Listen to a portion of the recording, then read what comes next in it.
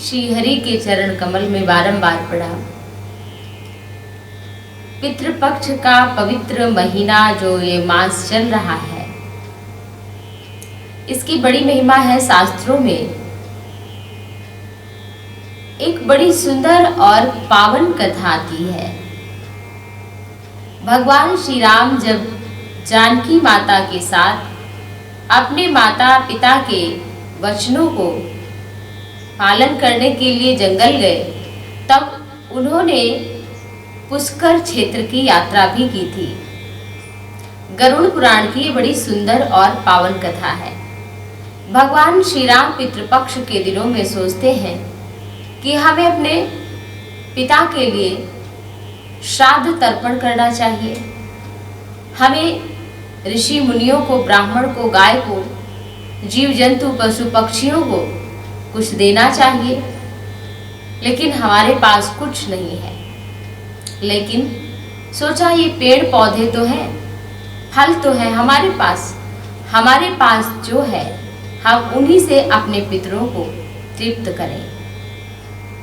भगवान श्री राम ने कंद मूल फल लक्ष्मण जी के साथ लेकर के आए और सीता माँ ने उसे सिद्ध किया।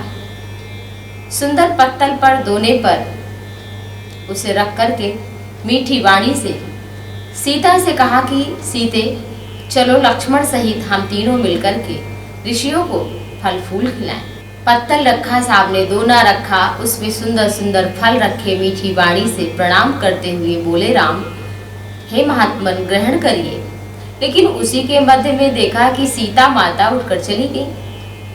प्रभु राम जी बड़े निराश हो गए कि बिना ऋषियों के भोजन किए ही सीता उठकर चली गई, ये बात ठीक नहीं है। उन्होंने पूछा, सीता क्यों चली गई थी? जब ऋषि चले गए प्रसाद पाकर के, तो सीता माँ झुरमुट से देख रही थी ये सब दृश्य और उनके नेत्रों में अश्रु भर आए थे। सीता के पास जब राम गए और राम ने पूछा, तो सीता माता ने कहा, हे प्रभु, हमने देखा कि हमारे ससुर भोजन करने के लिए ऋषियों के शरीर में आए थे और उन्होंने भोजन ग्रहण किया। ये प्रसाद कंदमूल फल जो उनके दास दासियां नहीं खाते थे, उन्होंने वो ग्रहण किया। सीता ऐसा कहकर उनके नेत्रों में अश्रु आ गए और बोली कि हम ऐसे वल्कल वस्त्र हमने धारण किया था। तो पिताश्री के समक्ष जिन ऐसे वस्त्रों को तो कभी उनके दासों के दास ने भी नहीं ग्रहण किया, नहीं धारण किया, ना ऐसा भोजन, वो भी श्राद्ध में, और ना ऐसा वस्त्र। प्रभु राम जी बड़े विस्मित हुए और कहा, सीता तुम धन्य हो, पिताजी का तुमने दर्शन किया। हमारे पिताजी आए थे क्योंकि वो स्वर्ग जा चुके थे, तो वो ब्राह्मण के शरीर से उन्होंने ग्रहण किया।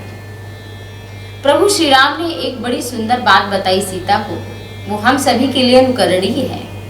वैसे जिन तिथियों में हमारे घर का कोई पूर्वज चला जाता है, उस तिथि में हमें उसके लिए श्राद्ध करना चाहिए। लेकिन अगर श्राद्ध की तिथि ना याद हो तो क्या करें हम? तो जो सर्व पितृ अमावस्या है, इस दिन तो हर व्यक्ति को दान पुण्य करना ही करना चाहिए। गाय को, ब्राह्मण को, कौवा, पशु पक्षी को, अतिथि को, चांडाल को, कुत्ते को देना चाहिए। भगवान श्री राम ने कहा, सीते सर्वपितृ अमावस्या के दिन हमारे पितृ हमारे द्वार पर आकर प्रातः काल सूर्योदय से खड़े हो जाते हैं कि अब कोई तर्पण देगा, कोई जल देगा, कोई ब्राह्मण को, कोई ऋषि को, कोई गाय को, कुत्ते को, कौवा को, जीव जंतु को, मछलियों को, अतिथि को, मांगने वाले को, चांडाल को क्या भोजन देगा, क्या हम उनके शरीर से ग्रहण करेंगे। जो जिस योनि में गया है, जहाँ पर है, नरक में है, स्वर्ग में है, वो भी आता है और दिन भर प्रतीक्षा करता है। और जब सूर्यास्त होता है तो उससे पूर्व वो लंबी सांसें भरते हुए और आहत होकर, दुखी होकर के हमारे पितृ हमारे द्वार से लौटते हैं, तो उनका जो श्राप है, जो उनका दुख है, वो हमारे पाप कर्मों को बढ़ा देता है।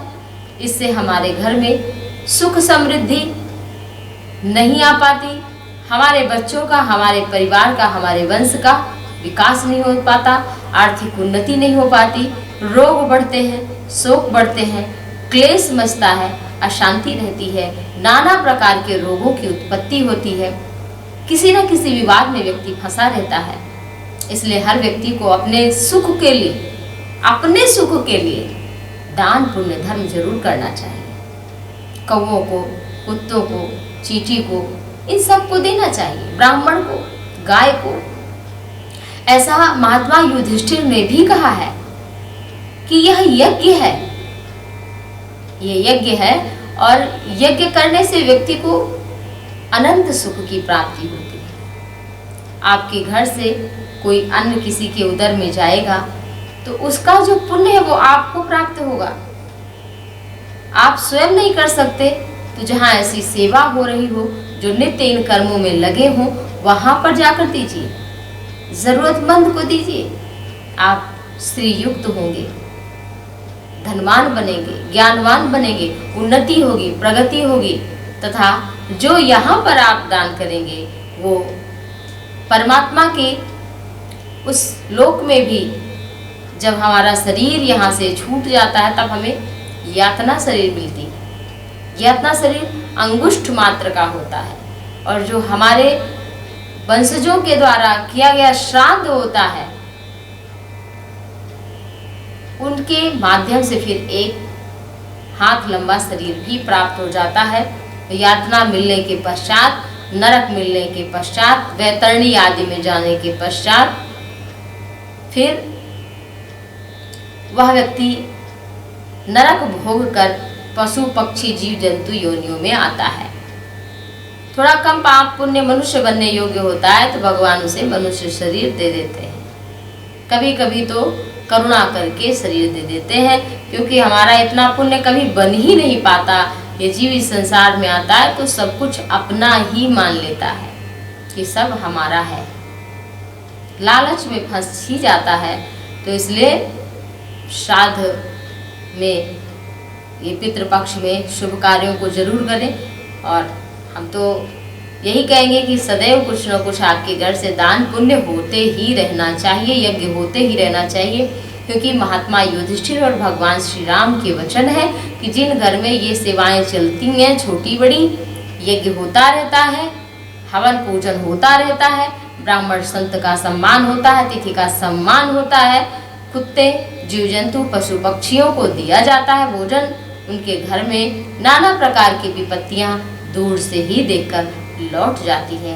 उनके घर में पुण्य रूपी वृक्ष लग जाता है, जिससे उसका फल उनके पुत्रों को, उनके पौत्रों को, उनके परिवार को, उनके वंशजों को मिलता है। तो आप इस वृक्ष को आरोपित करिए अगर चाहते हैं आपकी संतान, आपका परिवार सुखमय जीवन व्यतीत करें, तो आप इन शुभ कार्यों को करिए।